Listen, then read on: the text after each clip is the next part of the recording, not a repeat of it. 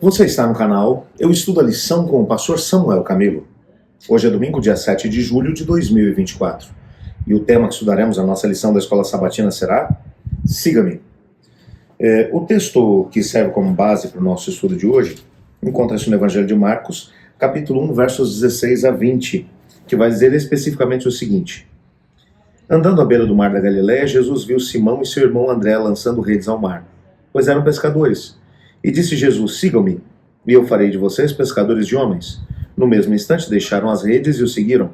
Indo um pouco mais adiante, viu num barco Tiago, filho de Zebedeu, e João, seu irmão, preparando as redes. Logo os chamou e eles seguiram, deixando seu pai Zebedeu com os empregados no barco. Esse texto representa o chamado dos primeiros 4 discípulos de Jesus. Estamos falando especificamente de Pedro, André, Tiago e João. Esses indivíduos tinham algumas coisas em comum. Primeiro, eles eram da mesma cidade. Eles eram dali daquela região de Cafarnaum. Jesus havia acabado de estabelecer o seu ministério naquela mesma cidade, que era uma vila, na verdade uma vila portuária, uma vila às margens do mar da Galileia, uma vila de pescadores. Jesus, logo depois que é expulso de lá de Nazaré, e sabemos disso pelo relato de Lucas, ele vai se estabelecer, ele vai se mudar para a região de Cafarnaum. Vai se tornar vizinho de Pedro, André, Tiago, João. Nesses primeiros momentos não temos muitas informações a respeito do que aconteceu. O que sabemos é que esses indivíduos tinham tido algum tipo de relacionamento com Jesus antes desse momento do chamado propriamente. Quando olhamos para algumas coisas, por exemplo, André e João, nós sabemos que eram discípulos de João Batista. Eles estavam com João quando João vai mencionar de forma clara e específica que Jesus era o Cordeiro de Deus que tira o pecado do mundo. Eles vão seguir a Jesus. Eles vão passar um dia junto com Jesus. João vai dar esse detalhe. Quando 2 discípulos se aproximam de Jesus e diz: Mestre, onde moras? Eles foram, Jesus olhou para eles e disse: Vinde e vede. Eles foram com ele e passaram todo aquele dia junto com ele. Provavelmente esse chamado tenha sido, ou esse primeiro contato tenha sido com André e com João. Mas o grande detalhe é que você olha agora para esse texto e vai perceber que agora, depois de algum tempo, de algum tipo de convívio com Jesus, depois teriam ouvido, quem sabe, alguns ensinamentos, Marcos não fala nada a respeito disso. E ele é intencional. Eu já vou falar daqui a pouco sobre a razão pela qual Marcos não dá tantos detalhes a respeito do que Jesus fez antes, como as coisas aconteceram, né, que Jesus não explicou muito na hora de poder chamá-los como discípulos. Eu já vou dar para você aqui a razão pela qual o autor da lição vai mencionar que isso aconteceu e particularmente acredito nele. Mas o fato é que Jesus, ele está agora para começar o seu ministério itinerante e ele está agregando gente. Gente que vai deixar as suas ocupações cotidianas e vai se dedicar com exclusividade ao ministério. E Jesus vai passando agora por André e ao mesmo tempo por Pedro.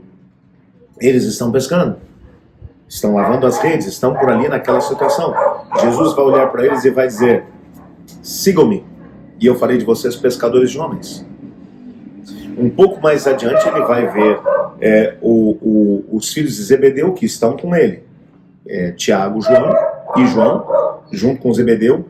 Os empregados estão ali junto com eles também. Quando Jesus vai olhar e vai dizer para que os dois, vai convidar os dois também para que o seguissem. Eles deixam os barcos e ao mesmo tempo o seu pai junto com os empregados e eles vão embora. Eles vão passar a seguir Cristo Jesus. Vão se tornar também discípulos de Jesus. Você olha para o texto e parece que está faltando aqui alguma coisa. Jesus simplesmente passa, diz 1, 2 palavras e as pessoas deixam tudo para trás e o seguem. O que está acontecendo aqui? O que Marcos está tentando transmitir, e eu só quero te lembrar que Marcos ele vai escrever tendo como base aquilo que foi a experiência do próprio Pedro. Provavelmente ele ouviu de Pedro esse relato. E Pedro deve ter, eu imagino isso, Pedro deve ter contado essa história para Marcos, mencionando a convicção que ele sentiu diante das palavras de Cristo Jesus. E ele tentou transmitir que não precisou de muita coisa da parte de Jesus para poder convencer esses indivíduos.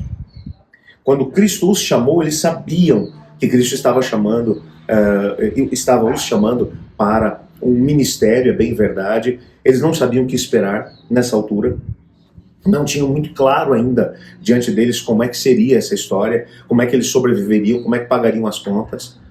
Estamos falando de indivíduos que eram donos de uma pequena empresa de pesca. Lucas vai mencionar isso, eles eram sócios.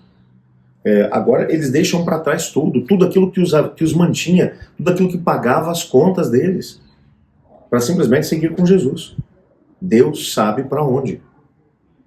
Esses indivíduos, o que o Marcos tentou transmitir é que o chamado de Jesus para eles foi alguma coisa tão intensa que eles nem sequer pararam para poder pensar no desdobramento disso tudo. Não que eles tenham feito isso por impulso. Não é isso que o texto está dizendo.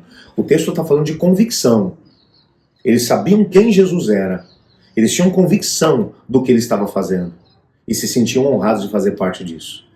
Como eles fariam isso? Bom, o mesmo Deus que os chamava, os capacitaria e ao mesmo tempo abriria o caminho para eles poderem chegar aonde Deus esperava que eles chegassem. Isso me coloca pensando na nossa própria história. Quantas vezes nós encontramos razões para podermos fugir daquilo que são os chamados da parte do Senhor Deus? O que Ele espera de nós? Até onde Ele quer que a gente chegue?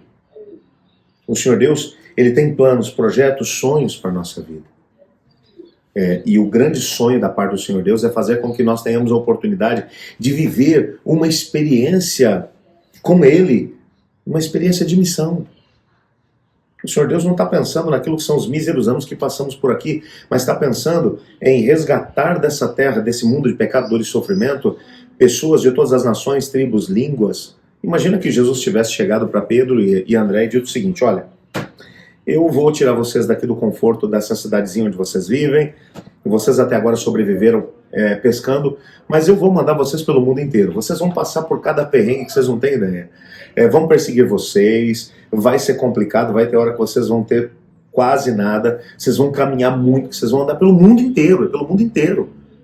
Isso começa agora. Muito provavelmente, se Jesus tivesse dito tudo isso para eles, eles não teriam seguido.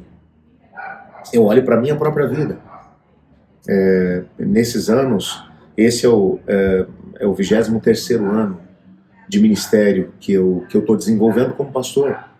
Se lá atrás, quando eu fui chamado, se o Senhor Deus tivesse me dito metade, nem digo metade, 10% das dificuldades que eu enfrentei no decorrer do caminho, eu tenho certeza que naquela época eu não teria estrutura emocional para poder seguir.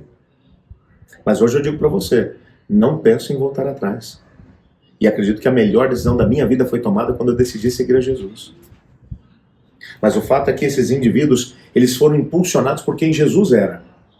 E pelo que Jesus era, eles decidiram segui-lo, independente das circunstâncias. É esse tipo de comprometimento que o Senhor Deus espera de você e de mim.